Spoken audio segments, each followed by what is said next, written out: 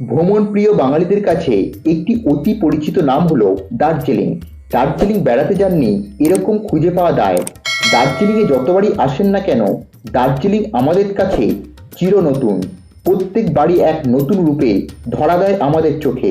তাই তো দার্জিলিংয়ের আরেক নাম কুইন অফ হিলস। এই দার্জিলিংয়ে আপনারা কিভাবে যাবেন, কোথায় থাকবেন, কিভাবে ঘুরবেন, খরচ কত হতে পারে, সমস্ত কিছু তথ্য এই ভিডিওতেই পাবেন। আগামী দিনে যারা দার্জিলিং যাওয়ার প্ল্যান করছেন তারা এই ভিডিওটি অবশ্যই শেষ পর্যন্ত দেখুন। প্রথমে বলবো আপনারা কিভাবে যাবেন। রাতে ট্রেন ধরে চলে আসুন এনজিপি স্টেশনে। এনজিপি স্টেশন পৌঁছাতে কলকাতা থেকে অনেক ট্রেন পেয়ে যাবেন। কিছু ভালো ট্রেনের নাম এবং নম্বর স্ক্রিনে দিয়ে দিলাম।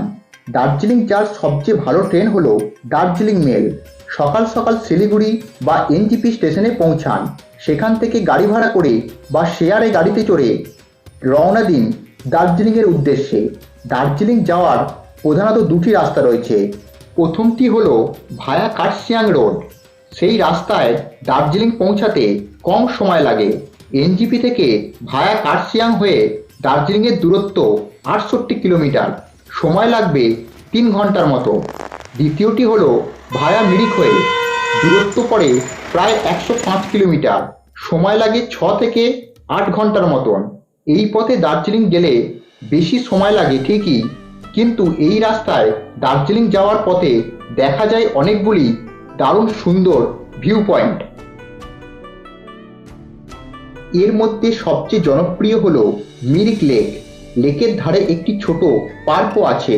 আপনি চাইলে 10 টাকা এন্ট্রি ফি দিয়ে ভিতরটা ঘুরে দেখে নিতে পারেন। 5000 ফুট উচ্চতায় অবস্থিত বিশাল বড় এই লেকে আপনি চাইলে বোটিংও করতে পারেন। মিরিক লেকের ওই পারে পাইন ফরেস্টের মাঝখানে লেখা আছে আই লাভ মিরিক। এখান থেকে বেরিয়ে পাইন গাছের অপরূপ সৌন্দর্য উপভোগ করতে করতে চলে আসুন দার্জিলিংয়ে। দার্জিলিংয়ে এসে হোটেল নেবেন কোথায়? দার্জিলিং স্টেশনের কাছে যদি হোটেল নেন তবে খরচ কিছুটা কম হবে, কিন্তু এখান থেকে ম্যালের দূরত্ব অনেক বেশি। তাই চেষ্টা করুন ম্যালের কাছাকাছি হোটেল নিতে। এক্ষেত্রে আপনাদের অফ সিজনে 1200 টাকা ও সিজনে 1600 টাকার মতন হোটেল খরচ পড়বে। হোটেলে কিছুটা সময় কাটিয়ে সন্ধ্যাবেলায় বেরিয়ে পড়ুন দার্জিলিং ম্যাল ঘুরে দেখার জন্য। সেই সঙ্গে পরের দিনের সাইট সিনের জন্য গাড়ি বুক করে নিন। এখানে বলে রাখি, আপনারা যারা একদিনের সমস্ত দর্শনীয় স্থানগুলি ঘুরে দেখার জন্য মিক্স পয়েন্ট ট্যুর প্যাকেজটি বুক করবেন, এতে আপনাদের খরচ হবে 4,500 থেকে 5,000 টাকার মতন। আমরা যে গাড়িটি বুক করেছিলাম তার ড্রাইভারের ফোন নাম্বার দিয়ে দিলাম, চাইলে বুক করতে পারেন। এছাড়া 3 পয়েন্ট ও 7 পয়েন্ট এই দুই ট্যুর প্যাকেজ বুক করা যায়। সেক্ষেত্রে সমস্ত দর্শনীয় স্থানগুলি ঘুরে দেখতে বেশি সময় লাগবে। আমরা যেহেতু 3 দিন 2 রাত্রি ট্যুর প্ল্যানটি আলোচনা করছি, তাই মিক্স পয়েন্ট বুক করব। ম্যাল ঘোরা ও গাড়ি বুক করা হয়ে গেলে হোটেলে ফিরে আসুন এবং তাড়াতাড়ি ডিনার সেরে শুয়ে পড়ুন। পরের দিন ভোর ভোর বেরিয়ে পড়ুন আপনাদের প্রথম গন্তব্য টাইগার হিলে এক মনোরম সূর্যোদয় দেখতে। এটি সমুদ্রপৃষ্ঠ থেকে 2590 মিটার উচ্চতায় অবস্থিত।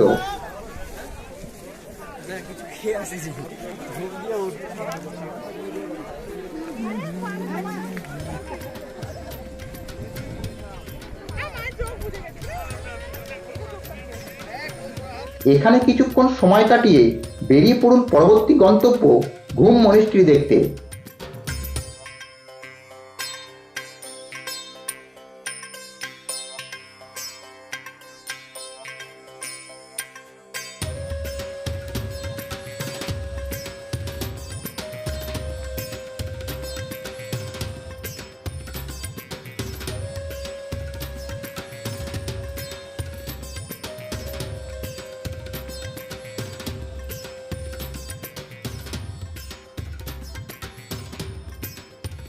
(1850) সালে স্থাপিত হওয়ার ছোট সুন্দর এই মনিস্ট্রি, এর ভিতরে আছে 15 ফুট লম্বা বুদ্ধের দারুণ সুন্দর একটি মূর্তি।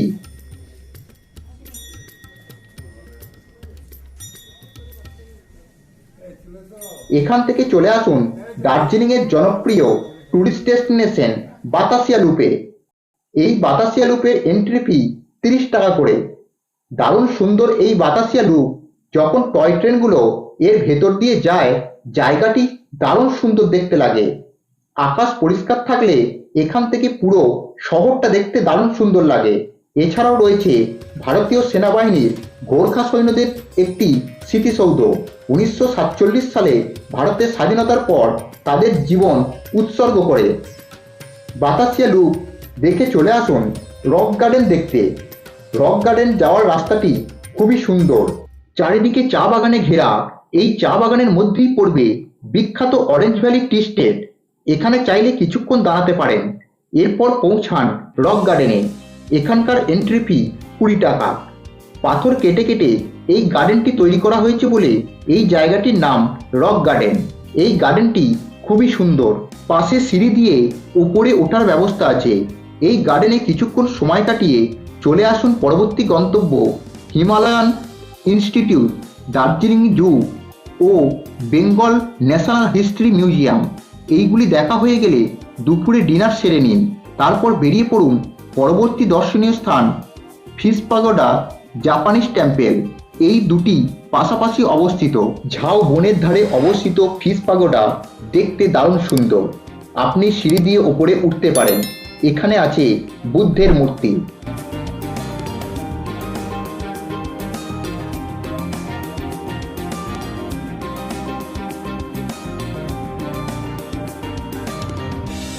এটি দেখা হয়ে গেলে চলে যান হ্যাপি ভ্যালি টি স্টেট দেখতে।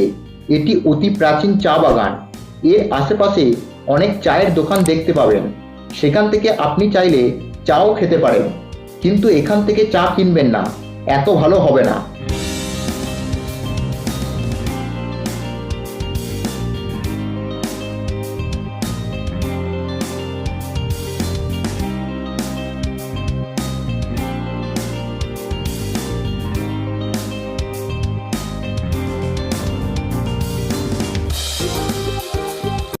সব দেখা হয়ে গেলে চলে আসুন হোটেলে।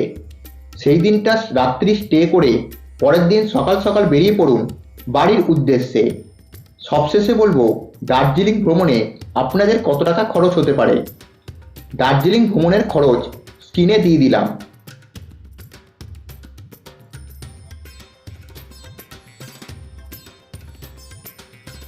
ভিডিওটি কেমন লাগলো কমেন্ট করে অবশ্যই জানাবেন।